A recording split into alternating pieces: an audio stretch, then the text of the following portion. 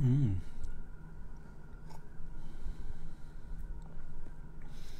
E aí, pessoal? Tudo bem? Comecei um minutinho antes aqui hoje. Aí, já tem gente na área. Que legal. Boa tarde para todo mundo. Estou começando pontualmente aqui a 1h07 para vocês aí no Brasil e 12h07 aqui na Virgínia, nos Estados Unidos. Como é que vocês estão? Se vocês estiverem ouvindo, por favor, avisem aí pelos comentários, avisem aí pelo chat, só para eu saber se o som está de acordo, está razoável e vocês estão me ouvindo bem aí. Dá um joinha, por favor aí. Tudo bem, galera? O som tá bom ou tá uma porcaria? Que aí dá tempo de eu corrigir aqui ainda. Estou falando em alto... Ah, tá, já tem um joinha aí, ó. Quem foi o primeiro aí do joinha? Gui Savegnago, italiano, talvez, não sei. Rogério Lugorilla Coaching. Aí, galera, quer ficar uma tora, fala com esse cara aí, ó. Lugorilla Coaching. Esse homem não é de hoje, que tá nessa luta aí do fisiculturismo. Um abraço pra galera de Juiz de Fora aí. Texas Light, obrigado, áudio e vídeo ok. Então vamos lá, gente, sem muitas delongas aqui, vamos fazer igual recap, né? Igual recapitulando aí de série da Netflix. No capítulo anterior, essa semana então, como vocês sabem, eu tô fazendo essa série de lives aqui, falando sobre o heroísmo, né? Como é importante, a importância do heroísmo, e a gente está abordando um monte de temas. Ah, italiano, lei parla italiano? Io non parlo molto, ma io capisco. Entendo mais do que falo. Bem tranqueiro o meu italiano. Enfim, voltando aí ao heroísmo, que a gente começou falando na segunda-feira, hoje, quarta-feira. Então essa é a nossa terceira live. Vou até sexta-feira, avisem aí aos amigos, compartilhem, aproveita no inicinho do vídeo aí, vocês acham que isso aí é legal, compartilhem com os amigos. Eu tenho feito essa live mais cedo, uma das razões é que quem não conseguir assistir ela ao vivo, assista ela depois. Eu não consegui ontem, fiquei muito ocupado e não consegui colocar a live de ontem no canal do YouTube, mas eu vou colocar a de ontem e a de hoje, se Deus quiser eu vou conseguir fazer isso hoje, e vou colocar lá no canal do YouTube. Então, por favor, quem não segue aí o canal do Bertorelli no YouTube, ou procura canal do Bertorelli, como o canal ainda lá é bem pequenininho, então talvez fique mais fácil se vocês forem na bio aqui do próprio Instagram e colocarem lá no Linktree, tem aquele link, aquele linkzinho que tem no início, né, na descrição do meu perfil, do @Bertorelli, e lá no Linktree você tem o link certinho de como é que você faz para ser assinante, subscribe, né?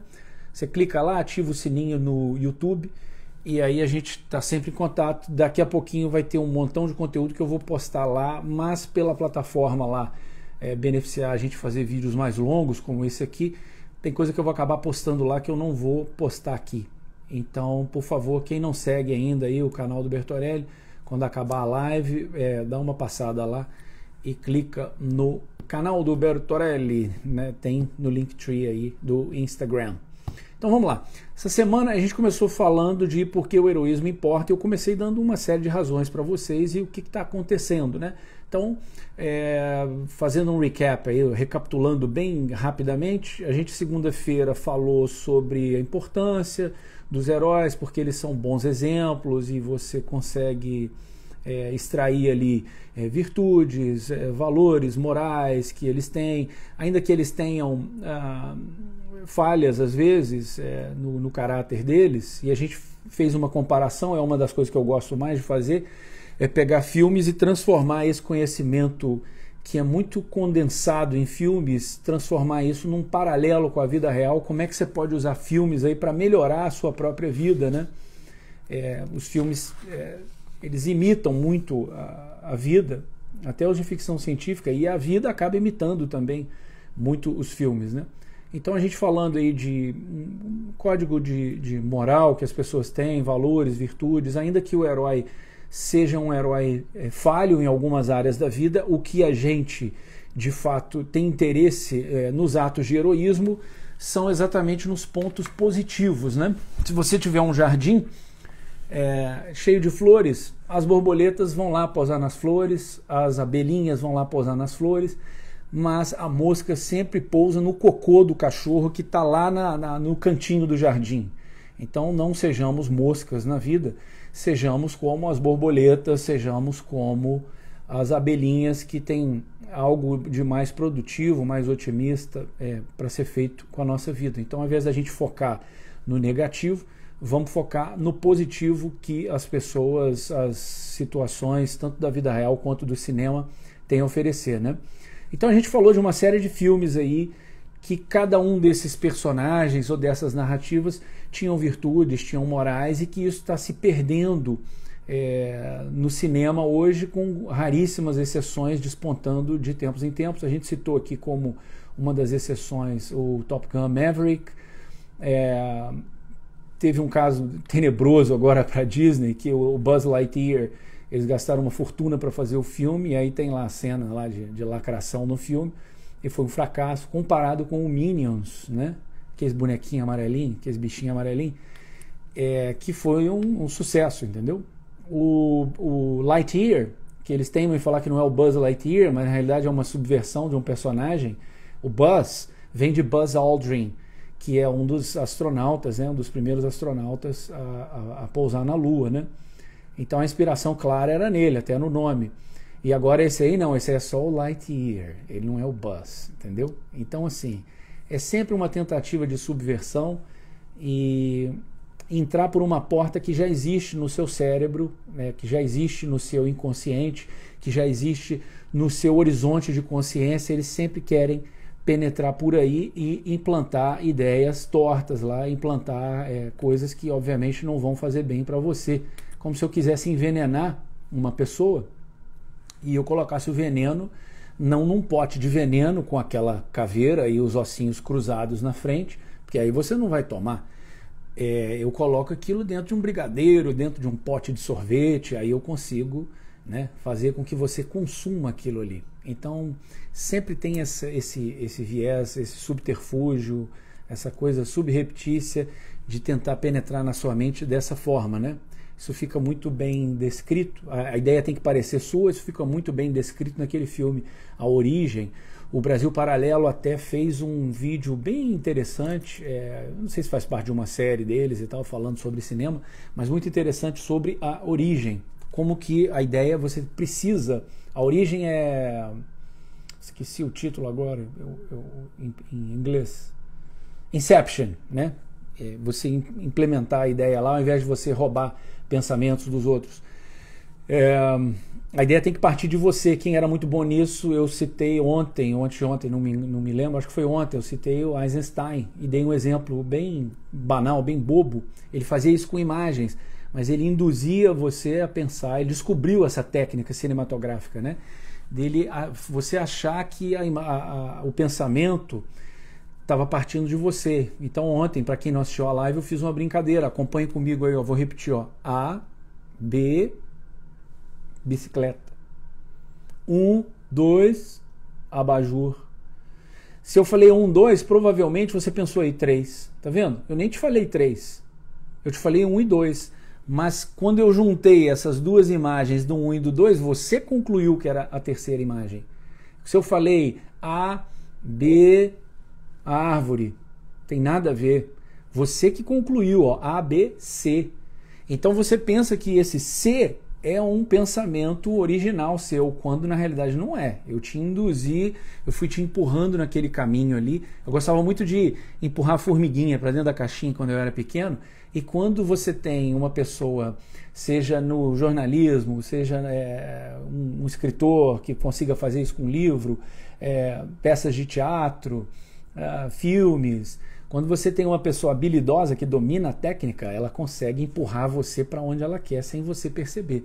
Então a gente citou uma série de filmes aí com virtudes na segunda-feira, a gente citou Conan, eu mencionei o Dirty Harry, a gente falou um pouquinho de como que esses personagens não eram politicamente corretos, falamos do Jack Reacher, que é um cara que vamos dizer, é como Dirty Harry, entendeu? Mete a mão na cara de bandido, independente do que aconteça. Você é difícil fazer esses filmes hoje em dia porque tem o politicamente correto, tem essa turma da lacração, fica todo mundo te policiando ali o tempo inteiro. Falamos do He-Man, da série original da Filmation, né? O He-Man lá dos anos 80, que tinha toda uma preocupação, uma responsabilidade na construção do roteiro para que não influenciasse de forma negativa, muito pelo contrário, fizesse de forma positiva, aí, apresentasse um conteúdo de forma positiva para as crianças. Falei do Stallone no Rambo 1, que ele, no original, o Rambo morria, o Stallone não achou que era uma mensagem positiva. Vale a pena, assistam lá a live, né? Tá aí na descrição e vai estar lá no canal do Bertorelli. Assistam a live de segunda-feira, que é a primeira de Porque o Heroísmo Importa, e assistam a live de ontem, quem tiver tempo aí, né? Coloca lá na velocidade 2 do YouTube, não sei se aqui no Instagram tem como fazer isso, mas vale a pena para vocês compreenderem. Eu estou tentando fazer um recap bem curtinho aqui.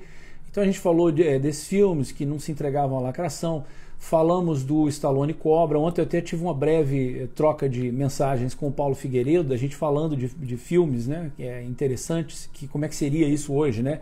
Um deles é o Stallone Cobra, e o outro que o Paulo Figueiredo citou foi o Demolition Man, o Demolidor com o Stallone, que é um filme profético, entendeu? A gente até tem que fazer uma live sobre isso. Um abraço pro Paulo aí. Ontem eu falei principalmente das consequências, né, do antagonismo, do crime que não é punido e do heroísmo, quando o heroísmo é recompensado. Então são opostos aí, né? O crime tem a punição e o heroísmo tem a recompensa. Agora, quando o crime não tem a punição, qual o impacto disso na sociedade como um todo, né? Justiça que tarda é justiça que falha. Esse negócio de falha, né? Tarda, mas não falha, isso não é bem assim. Isso está mais explicadinho, com mais detalhes ontem, na live de ontem. E aí a gente chegou à conclusão de que isso aí isso acontece. Qual que é a consequência disso? Estou gaguejando.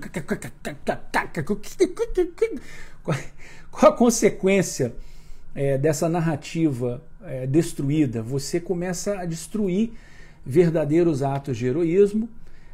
O seu termômetro, a sua régua para medir o que é heroísmo fica muito alterada. Então não é que a sua cognição fica, não é simplesmente a sua cognição, né? A sua forma de interpretar aquilo fica alterada. É a medição que fica alterada. É a ferramenta que você tem para olhar e falar assim, isso é heroísmo, isso é virtude, isso não é heroísmo, não é virtude.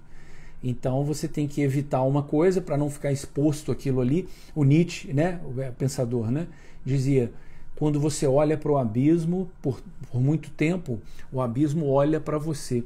Esse é um problema, por exemplo, de soldado, de gente envolvida com segurança pública. Você está sempre em contato ali com o mal, né, diariamente, e aquilo começa a esbarrar em você. É muito difícil você ajudar alguém a sair da lama sem se sujar, né? Você tem que dar a mão ali, mas você vai acabar se sujando. Então essas pessoas têm que ter uma força de caráter muito grande para não se sujar, para estender a mão, ajudar e chegar em casa, né, no momento de relaxamento e conseguir se limpar, se livrar daquilo ali, né, psicologicamente, intelectualmente, espiritualmente até, né? E a gente está falando mais aqui da parte intelectual, né? Não sou pastor, não sou padre e não sou expert em teologia, mas no fundo essas coisas estão todas conectadas, né? Enfim, e ontem a gente falou dessa questão da punição, da bandidagem, né? Quando não tem a punição, quais são as consequências disso, e falamos também do heroísmo, falamos do Homem Invisível, um filme com Kevin Bacon, que em inglês chama The Hollow Man, o Homem Oco, né? E o que acontece com você, uma das falas emblemáticas do filme é: você não sabe do que você é capaz quando você olha no espelho e não vê nada. Ou seja, o que é esse olhar no espelho aí também, né? É você fazer uma autoanálise. Se você não consegue se olhar no espelho e falar: não, eu estou errado aqui, eu errei aqui, você não está vendo nada, você não consegue ver. Olha aqui, ó, a Santa vendo a minha live. Ô amor, tudo bem? Minha mulher. Breaking Bad, interessante a curva do personagem de herói para herói e vilão. Exatamente.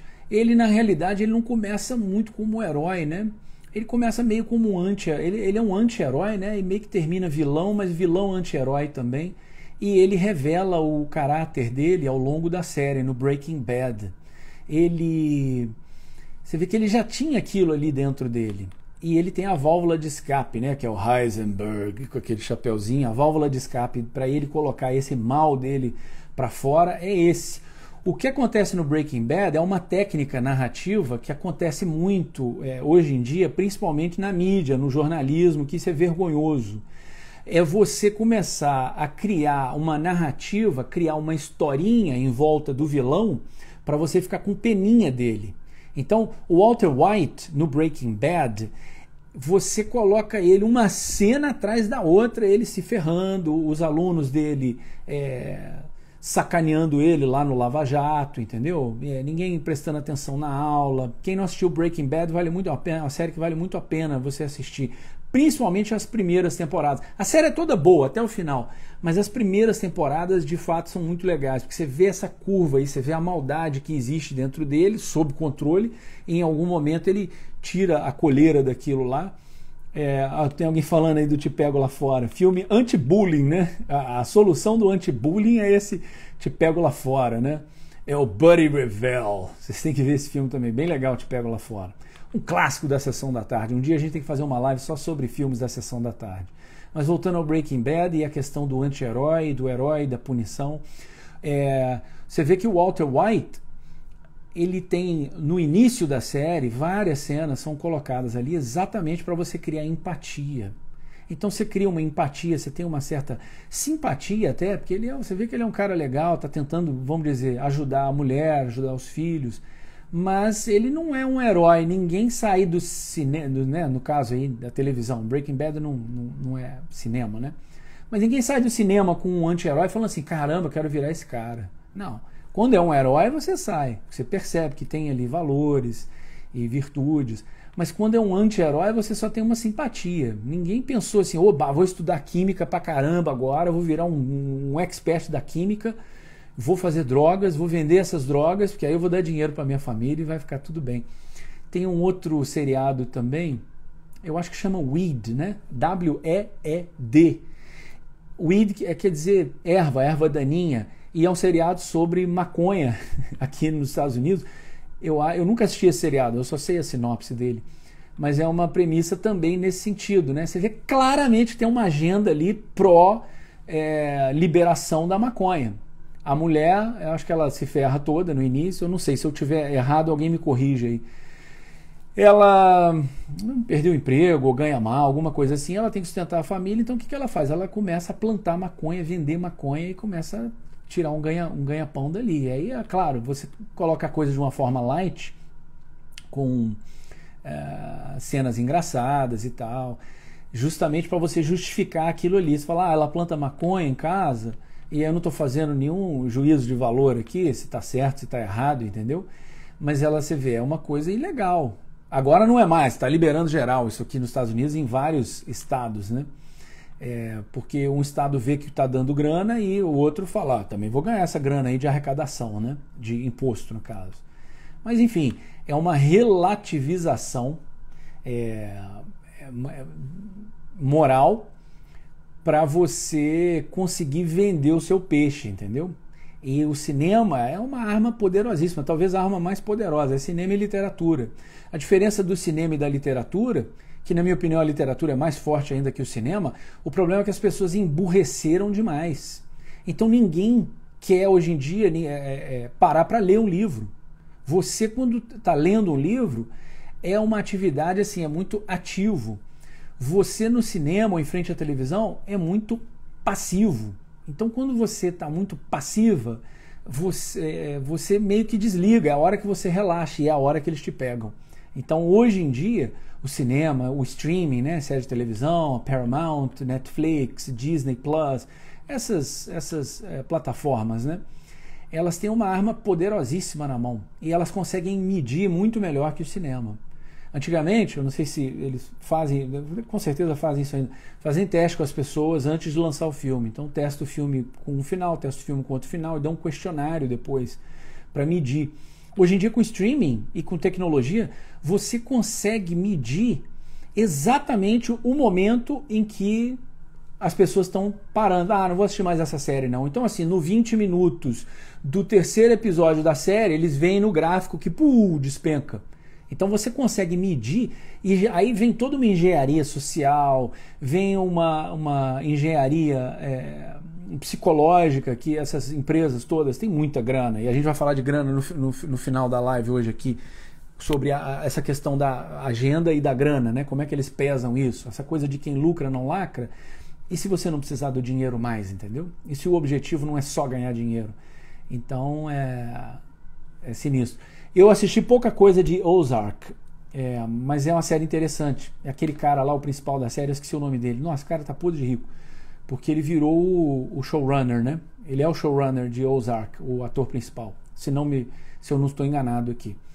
Mas enfim, a gente acabou falando mais aqui de Breaking Bad, mas o que é isso? E voltando, né? Você começa a vender falsos heróis, né? Tanto no Breaking Bad quanto em qualquer outro filme, você começa a vender falsos heróis e começa a vender falsas narrativas. E agora? Como é que você faz para se livrar disso? Como é que você identifica essas narrativas falsas, entendeu? E aí? Primeira coisa, tem que prestar atenção. Quando você estiver assistindo uma coisa, você está consumindo alguma coisa. Quando você está comendo alguma coisa num restaurante, você está prestando atenção, você está olhando para o seu prato e está comendo.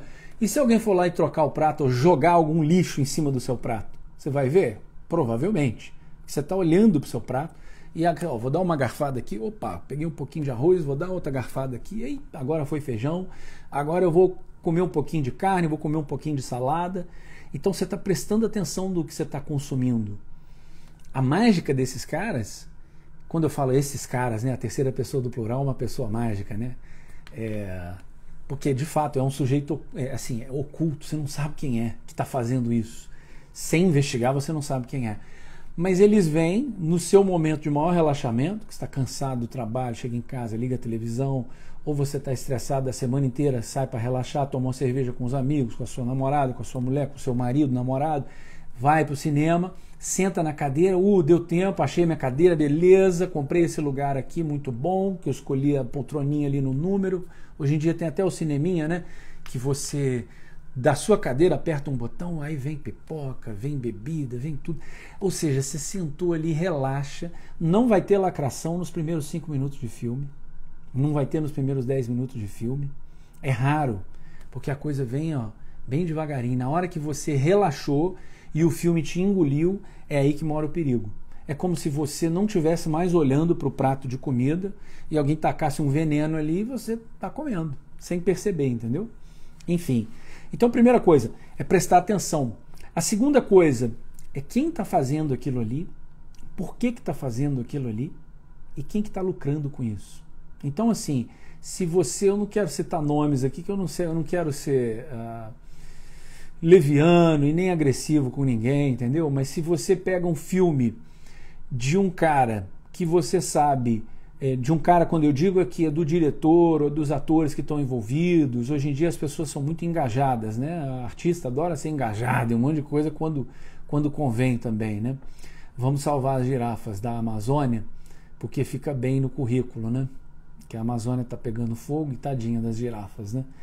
Enfim, quando você analisa quem está fazendo o filme, você já sabe, ou pelo menos desconfia dos porquês. Você fala, esse cara aqui tem uma agenda completamente, sei lá, esse cara aqui é abortista, já vi várias entrevistas dele, ele defende o aborto e tal.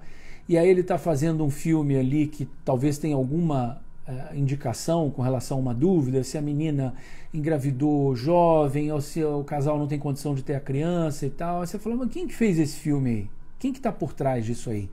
Pelos frutos os conhecerei. Então você já começa a prestar atenção. Outra coisa, quem lucra com isso?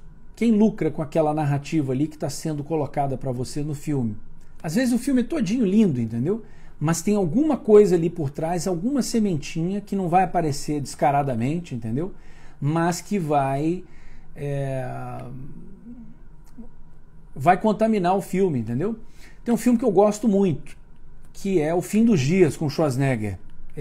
Não sei se é um filme de 99, provavelmente, que o filme tem a ver com a virada do milênio, enfim. É um filme bem legal. O Schwarzenegger assim, o filme todo religioso, ele tem uma curva dramática. O Schwarzenegger é um cara que perdeu a família para um bandido, matou, e aí assim, não tinha mais ninguém pro Schwarzenegger bater, já enfiou a mão na cara de todo mundo aqui na Terra, bateu até um bicho alienígena lá, no Predador, né? Ele já não tinha mais em quem bater. O Schwarzenegger bateu até no Papai Noel, num herói de brinquedo. Não tem um Papai Noel grandão, fortão, maior que ele. Ou seja, não tinha mais ninguém pro Schwarzenegger meter a mão na cara.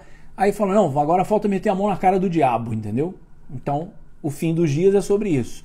E tem toda uma curva dramática. Você vê que ele é um cara assim que não tem mais religião, não tem fé, não tem nada.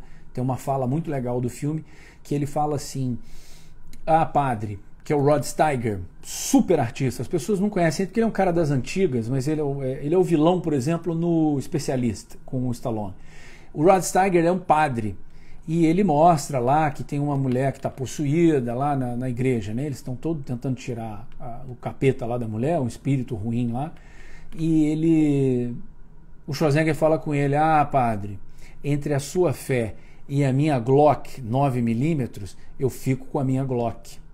E aí vou dar spoiler aqui, então quem não viu O Fim dos Dias vai dançar aí agora. É um bom filme, assistam. No fim do filme, ele já não tem mais o que fazer. Ele está dentro de uma igreja de novo, e ele solta a arma dele, ajoelha e fala: meu Deus, me ajude. Ou seja, tem uma curva dramática aí. O Schwarzenegger mudou. Antes ele confiava só na arma dele, agora ele está pedindo ajuda a Deus, entendeu? E olha que filme legal. Aí você vai vendo e fala: pô, que filmaço, né? Só que no final, vem uma cutucada. Porque eu tenho certeza que o Schwarzenegger nem percebeu isso, porque a coisa parece muito heróica, entendeu? E quem me falou assim, quem me falou vamos dizer, da sementinha do mal ali, foi ninguém mais, ninguém menos que o professor Olavo. Eu estava comentando, o que eu acabei de comentar com vocês aqui, do filme. E o Schwarzenegger, no fim, o que ele faz? O diabo sacudiu a igreja inteira, então tá tudo caído, e tem uma estátua de São Miguel Arcanjo caída assim no chão, e São Miguel tem uma espada, né? E a espada tá para cima. Então o capeta vem, encarna no corpo do Schwarzenegger para ele ir lá e estuprar a menina assim no altar, entendeu? Uma cena assim pesada, horrível. E aí o Schwarzenegger bota a mão assim na cabeça e fala: não posso fazer isso. Fica aquela briga interna ali do diabo querendo possuir ele para ele cometer esse ato horroroso. E o Arnold, no desespero, assim como no filme O Exorcista, o padre se mata, o Arnold vai e faz o quê? Para salvar a menina, ele vem correndo e se joga na espada da estátua do Arcanjo Miguel, que está caída assim, entendeu? Olha o Texas Light aí, ó. Foi o primeiro filme que eu vi no cinema, 1999, exatamente. No filme eles ainda têm essa coisa de falar, porque no sonho a coisa é invertida, então 1999 na realidade é o 666 de cabeça para baixo, enfim. Aí o Arnold vai e se joga, e ele se mata na espada do Arcanjo Miguel para salvar a menina. Vira professor Olavo para mim e fala assim: Daniel, o filme é muito bonito e tal, mas olha aí, você não pode se matar, porque se matar é pecado. E você não pode trocar uma alma pela outra. Aí eu falei assim: puta merda, é verdade, olha isso. Então, o professor Olavo, ele tinha, o olhar dele era o olhar da espada justiceira dos Thundercats. Ele tinha a visão além do alcance, entendeu? Ele estava tão acostumado a pegar essas entrelinhas que ele sacava às vezes aquela sementinha do mal ali, né? A gente ainda vai falar do chefe dos roteiristas, né? Do Howard Lawson, que era o chefe dos roteiristas na década de 40, 50. Um cara que, vamos dizer, ele sabia e ele instruía e forçava, e assim, tinha até processo na época contra ele, porque ele forçava muito a barra para você colocar mensagem comunista nos filmes de Hollywood. Mas isso é um outro assunto.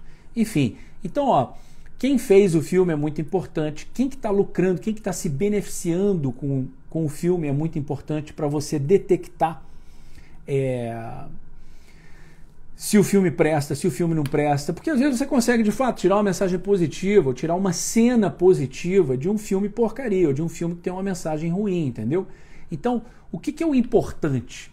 Não é você sair rotulando o filme. Opa, esse filme é bom, esse filme é ruim, e esse artista aqui só faz filme que tem mensagem negativa, esse aqui só faz positiva. O jogo não é esse. O jogo é você assistir todo e qualquer conteúdo, mas com a sua espada na mão, entendeu? Com a sua faca do Rambo na mão, cortando o filme, fatiando e falando, opa, isso aqui presta, isso aqui não presta. Olha que legal a mensagem que os caras tentaram me engambelar aqui. Porque aí você fica treinado, você fica craque. Então, não é você não se expor a esse tipo de conteúdo. É você se expor, prestando atenção que aquilo ali é o seu ringue. É ali que você está treinando. É ali que é a sua escola militar, entendeu? Você não está na guerra. O pessoal fica assim, guerra cultural, guerra cultural. Não, vocês estão no treinamento ainda, vocês estão no forte. Falar nisso, eu vou postar depois uma sequência aqui no Stories. Ontem eu visitei o museu do Fort Lee, aqui na Virgínia. Muito legal, muito legal. Você vê ali atos de heroísmo mesmo. Foi uma coincidência, mas tem tudo a ver com essa questão do herói que a gente está comentando aqui. Então, voltando, você tem que prestar atenção em quem está fazendo. Primeiro, prestar atenção no filme. Segunda coisa, aonde você vai focar essa atenção? Você vai focar a atenção em quem faz e quem se beneficia, qual que é aquela mensagem ali do filme. E aí você consegue começar a decifrar, fatiar o filme, perceber as camadas. Às vezes é um super filme de ação que não tem camada nenhuma, é um filme oco, entendeu? Às vezes é um filme, assim, um romance também que não tem camada nenhuma, é um filme oco. Mas tem ali uma mensagenzinha positiva, negativa. Então, assim, não interessa se o filme é bom ou é ruim, o que você tem que se interessar é pela mensagem dele. Um beijo para minha amiga Vera, que me mandou essa caneca, ó. I'm a dad. What's your superpower? Eu sou um papai. E você? Qual é o seu superpoder? É dose. Não é mole. Inclusive, uma das coisas que eu tenho comentado com as pessoas e tenho feito essas lives aqui, a minha cabeça mudou muito depois que eu passei a ser pai. Eu passei a ser mais cuidadoso, não só com o que eu passo para minha filha, mas com o que eu consumo também, né? É uma das razões. Você tem uma mudança de perspectiva, o seu horizonte de consciência se abre quando você não é a única coisa que interessa na sua vida. Então, eu recomendo, sejam pais, sejam mães aí. Vamos lá. Quando eu falo em quem se beneficia, geralmente a gente pensa na famosa frase follow the money, né? Siga o dinheiro. Mas, ou seja, eu estou fazendo esse filme aqui, essa agenda me beneficia, igual essas, no mês do orgulho gay, né? No Pride, que foi o mês passado, várias empresas, né? Coloca bandeira de arco-íris e tal. Mas será que eles se importam mesmo com a causa? Ou será que eles só querem ganhar grana com isso, entendeu? Enfim, fica aí a reflexão. No dia seguinte já tinha gente arrancando adesivo, tirando tudo, entendeu? E tinha até vídeo, meme na internet falando disso, né? Tira essa bandeira gay daí porque acabou o mês do orgulho gay. A gente agora, lançado pelo Paulo Figueiredo, estamos no mês do orgulho hétero, entendeu? Então, sigam aí o meu amigo Paulo, vocês vão se divertir lá no Instagram dele e nas outras redes dele, ele postando, né? Opa, mês, dia 1, coito hétero, churrasco, jiu-jitsu, e vai colocando as atividades aí do mês do orgulho hétero, né? Enfim, voltando ao assunto aqui. Quando você usa essa frase, follow the money, você vê quem está se beneficiando. Só que tem um problema nisso aí, é o famoso, né, quem lacra, eu sempre confundo essa porcaria, quem lacra não lucra, foi o exemplo que eu dei do Lightyear. Só que tem um outro lance, e quando você no caso, e quando a pessoa, os grupos de poder que estão promovendo essa agenda e de emburrecer as pessoas, e quando o dinheiro já não importa mais? E se eles já têm dinheiro demais? E aí? O que importa é a agenda. Aí você já pulou para um outro estágio. Você já está lidando com uma agenda escondida, que está escondida ali no meio dos filmes. Tem vários filmes assim, que tem uma agenda ali escondida. Você vê que o filme foi claramente feito com um objetivo, que não era só o de entreter. Se entreter, pô, melhor ainda, porque aí você não repara. Eu fiz uma análise, tá lá no meu YouTube, daquele filme Don't Look Up, né? Não Olhe Pra Cima. Gente, que filme chato. Não, me perdoem aí quem gostou do filme, mas assim, é chato demais, é muito rasteiro, nem despistaram, entendeu? A questão da agenda ali, e você tem que começar a aprender a ler nas entrelinhas, né? Então, muitas vezes, esse quem lacra não lucra não corresponde à realidade, porque eles já não estão mais interessados no dinheiro. É como se um lado tivesse interessado assim, né? Isso é igual a eleição, né? A gente está em ano de eleição, todo mundo fala de política, né? Um lado está interessado em ganhar a eleição, o outro lado está interessado em destruir o lado de cá. Pô, quem que vai ganhar no longo prazo? O que está interessado só em ganhar a eleição ou o que está interessado em destruir o lado de lá? Entendeu? Fica a reflexão. Então, quando você tem essa agenda escondida, você tem meio que o mapa da mina ali. E eu até fiz um gráficozinho aqui pequenininho, vai ficar bem ruinzinho de eu mostrar isso aí na tela para vocês, mas eu botei o cinema como sendo o centro de atenção disso daí, da onde parte isso tudo, né? Então você tem o cinema, e é como se você jogasse uma pedrinha num lago, né? Você joga a pedrinha no lago e ela começa a criar aquelas ondas. Então vamos fingir que essa pedrinha que eu estou jogando no lago aqui agora é o cinema. Você joga essa pedrinha no lago e você cria uma primeira onda aí, que onda que é essa, né? É a onda da técnica. Você tem que dominar aquilo ali para fazer cinema, você tem que ter a técnica do cinema ali. Então, se eu coloco a câmera num determinado ângulo, eu estou querendo dizer alguma coisa, como diretor. Se aqui, ó, essa minha imagem, ela está focada em mim, mas ela está desfocada lá atrás, ó. Opa, descobri um jeito de focar a luzinha ali, ó lá, ó. Do B. Gilberto Torelli, olha lá, ó. Enfim, se eu tô focando aqui e desfocando lá, eu quero dizer para vocês alguma coisa, ó, presta atenção aqui, ó, dane-se o fundo, entendeu? Se eu coloco a câmera de cima para baixo, tem uma razão de ser, de baixo para cima tem uma razão de ser. Por que vocês acham que quando o Stallone, o Rocky, né, no primeiro Rocky, tá subindo a escada, a cena é de cima para baixo e acompanha ele de ladinho, ai, tá destrenado, colocando a mão aqui assim do lado, sabe quando você corre, fica sem ar e dá aquela dor aqui?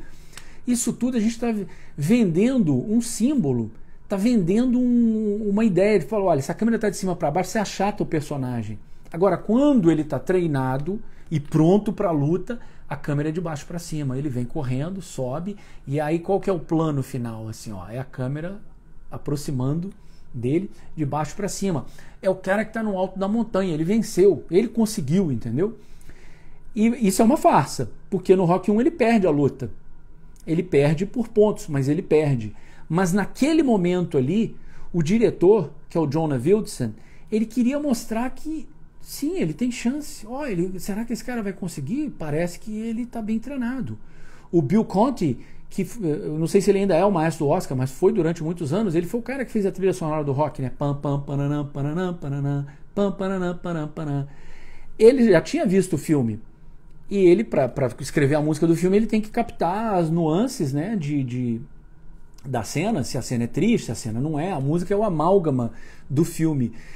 Então ele precisava criar ali a ilusão de que o rock tinha chance. Ele não tinha a menor chance, mas ele precisava, com aquela música grandiosa, criar a ilusão de que o rock tinha alguma chance ali. E ele sabia disso. E ele, assim, eu já vi entrevistas do Bill Conti falando disso.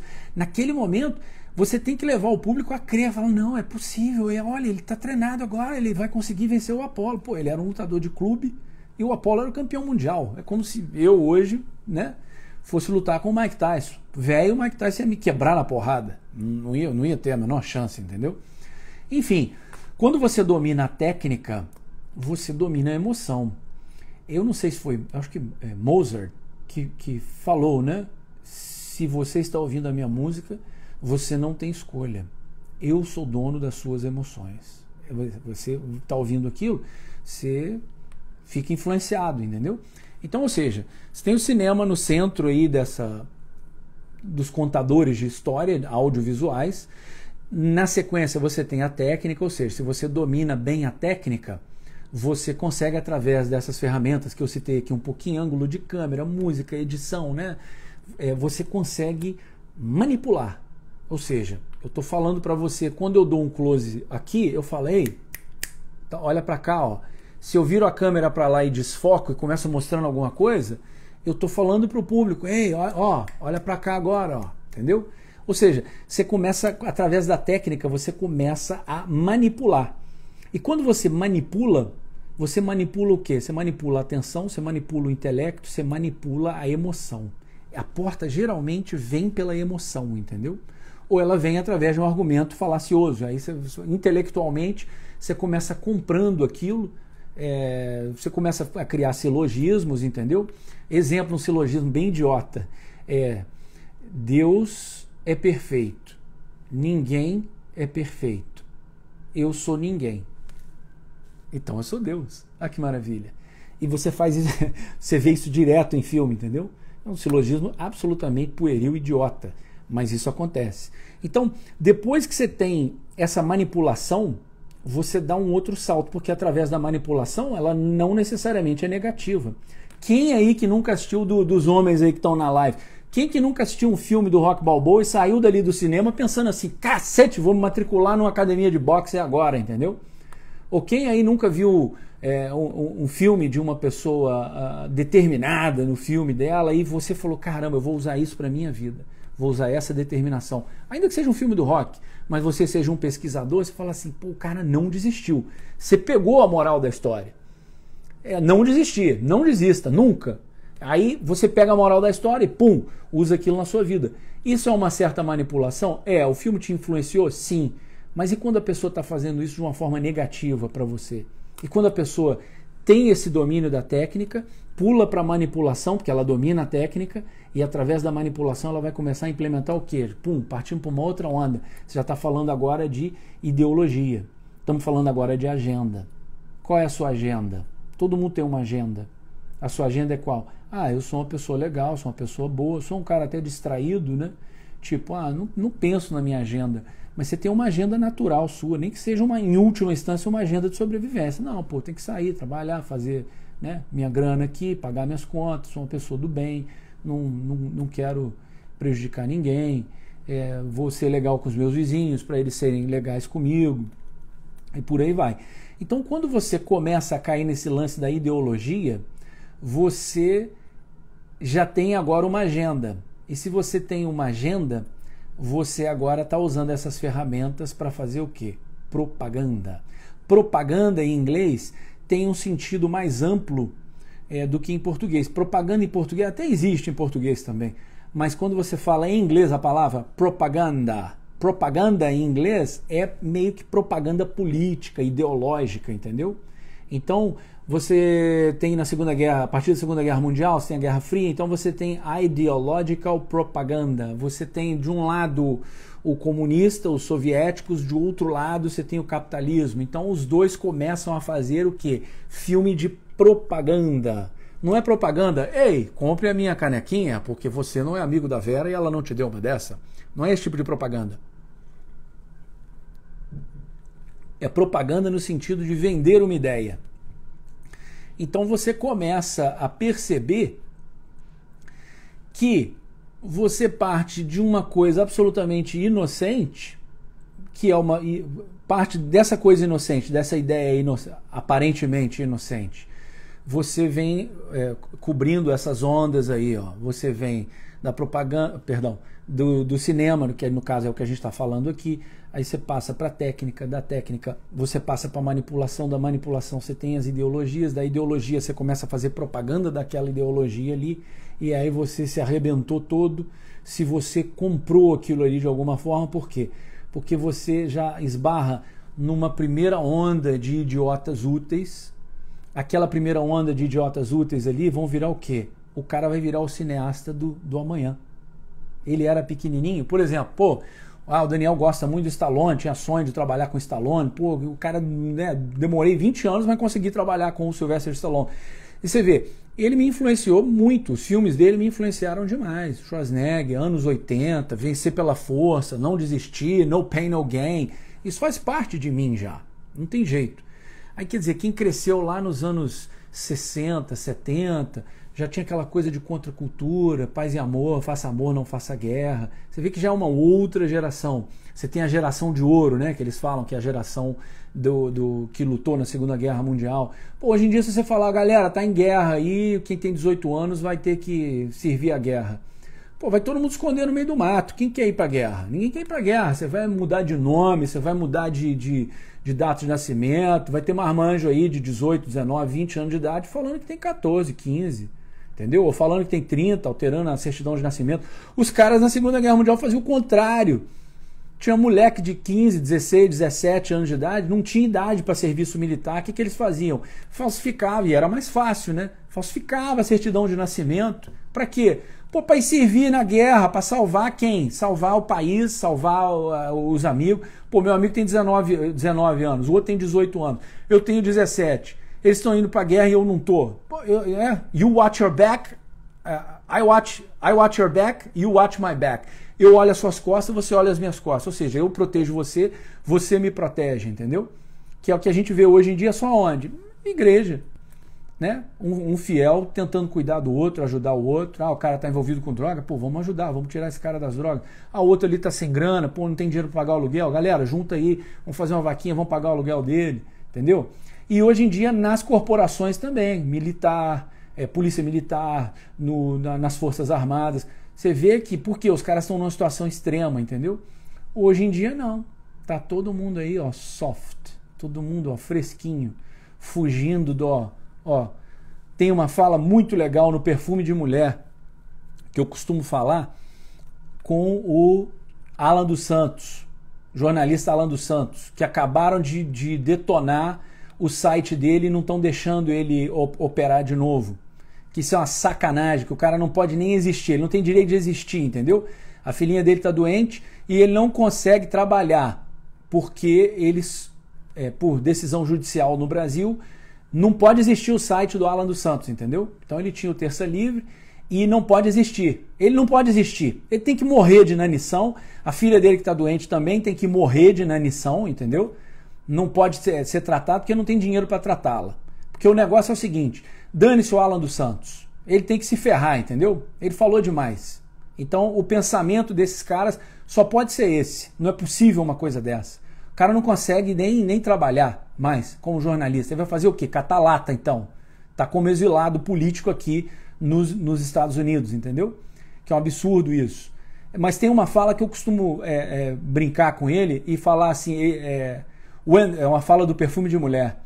O Al Pacino fala assim... When the shit hits the fan, some guys run, some guys stay. Here is Charlie facing the fire, there is George hiding in Big Daddy's pocket. Que é isso, gente? Quando a bosta bate no ventilador, alguns caras correm, alguns caras ficam. Aqui está o Charlie encarando o fogo. Charlie é o Chris O'Donnell no filme, que o Al Pacino está defendendo ele. Na escola, né, na universidade. Aqui está o Charlie encarando o fogo, ali está o George escondendo no bolso grande do papai. O pai dele era rico, entendeu? Então, o Alan já virou para mim e falou assim: ô Bertorelli, eu virei um leproso. Ninguém quer chegar perto de mim. Várias pessoas que eu ajudei, fazia propaganda do canal deles e tal, ninguém pega o telefone e me liga. Ninguém fala assim: e aí, Alan, já morreu? Sua filha já morreu ou tá viva ainda? Tá fazendo fisioterapia? Não tá? Enfim, eu lembrei do filme do Al Pacino e lembrei do Alan aqui, e vale essa menção aí para as pessoas botarem a mão na consciência que a filha dele tá com problemas sérios de saúde, precisa de fisioterapia, precisa de remédio, precisa de cuidados, e o Alan não tem direito nem de existir, entendeu? Tiraram o site dele do ar. Acompanha aí nas redes sociais aí que ele já está na 15ª conta, 16ª conta de Instagram, que é o jeito que ele tem de falar com o público dele, né? Enfim, acabei me alongando aqui falando disso, mas era para falar do filme do Al Pacino, né? Quando a bosta bate no ventilador, algumas pessoas correm, outras pessoas ficam. E aí a gente entra nessa questão de ideologia, que você consegue ser influenciado por um filme, aquilo ali pode te motivar ou não, aquilo ali pode empurrar o teu raciocínio, da mesma forma que eu falei no início desse vídeo, né? 1, 2, você pensou no 3. A, B, C, você pensou no D. Então, os filmes têm essa potência, os filmes têm essa capacidade de fazer isso. E como é que você faz para se defender dessa potência, dessa capacidade? Você desarma igual chega lá no outro filme, né, O Mágico de Oz. Na hora que você abre a cortininha e vê lá quem tá com as marionetes, quem que tá puxando, pulling the strings, né, que a gente fala em inglês, quem que tá mexendo ali nos bastidores, você consegue detectar o truque. E na hora que você detecta o truque, acabou a graça. Era igual o Mr. M, avacalhando aí a vida dos mágicos, entendeu? Já não tinha, ele pegava as mágicas mais simples, né? E ele simplesmente dedurava, ó, o cara tá fazendo assim, ó. Então, imagine você com essas ferramentas, com essa capacidade de assistir um filme e falar assim, nossa, que filme legal, que mensagem positiva, quem é esse diretor? Pô, esse diretor é legal. Cara, o que esse cara quer passar com isso? Olha que bacana. Quem aí já assistiu The Chosen? Que é a tradução literal, nem sei se no Brasil tem tradução, seria O Escolhido ou Os Escolhidos, eu creio que é Os Escolhidos. The Chosen é a série de Jesus e dos apóstolos, né? Ela é online, ela é financiada por crowdfunding, né? E eles fazem assim um trabalho simplesmente espetacular. Quem não viu The Chosen está muito por fora, estão perdendo tempo assistindo bobagem aí em Netflix e outras redes de streaming, né? Assistam The Chosen. Mas enfim, eu queria falar um pouco mais hoje, mas a gente vai bater 1 hora ali de live, e esse assunto que eu queria comentar com vocês aqui são as classificações de heróis. Isso vai ficar para amanhã, não deixem de comparecer, vou encerrando por aqui. Amanhã, 1h07, eu tô de volta nessas lives e a gente falando por que o heroísmo importa. Hoje eu acabei falando menos de filme, mas já tem a série aí, o The Chosen. Falei do Perfume de Mulher, falei do Fim dos Dias com o Schwarzenegger. Vocês já têm dever de casa pra caramba aí, pra quem tá assistindo isso e tá afim de mergulhar nesse universo do cinema e dessa questão das narrativas, como se proteger você, proteger a sua família, escolher melhor o conteúdo, assim como você escolhe um restaurante bom e não um restaurante ruim. É importante vocês começarem a escolher isso aí. Galera, acho que vai bater 1 hora de live ali, então eu gostaria de convidá-los para amanhã, 1h07. Eu vou tentar postar hoje ainda no canal do YouTube a live de ontem, que eu não postei ainda, e a live de hoje, vou tentar postar as duas lá hoje. Quem ainda não está inscrito no canal do YouTube, por favor, inscrevam-se, compartilhem o vídeo. Eu não sou treinado nisso aqui ainda, então vamos lá, porque ajuda a relevância, né? Então, se vocês puderem compartilhar o vídeo, mesmo depois que o vídeo fizer o upload aí, se vocês quiserem colocar comentários lá, eu acho que os comentários da lista, Theo Terminal List, isso é um filme ou bode expiatório? Se for um filme, coloca aí pra mim nos comentários. Aí, Michel, um abraço, cara, tá aí todo dia, hein? Abração. Pô, me liga aí, vamos bater um papo, botar a conversa em dia aí, beleza? Me chama aí pelo WhatsApp. Grande, Soltelo aí, cara, fotógrafo. Galera, quem quiser saber aí de fotografia, esse é o cara. Eu tenho 2 amigos fotógrafos muito feras. Um é o Soltelo, que tá aí, mandou um abraço pra mim agora. A minha mulher tá fazendo propaganda aí. Obrigado, amor. Canal do Bertorelli no YouTube. Então, o Soltelo, pô, vocês têm que seguir esse cara pra dica de fotografia. É fera, viu? Rodou o Brasil comigo aí no revezamento da tocha olímpica. E tem o meu amigo também de longa data, Pedro Guida. Sigam ele aí, @Pedro Guida. Eu acho que é Pedro Guida Fotografia. É Guida, né? Italiano. É Pedro e Guida. Pedro Guida. Fera também, fotografia, enfim, é artista nato. Fez cinema também, é um cara fera. O Bode Expiatório, The Terminal List, série na Amazon. Maneiro. Então, galera, sigam aí o canal do Bertorelli no YouTube. Dê um joinha aí, espalhe esse vídeo, encaminha para os amigos. Eu sei que as lives aqui são grandes, mas assim, quer, não quer, tem quem quer, entendeu?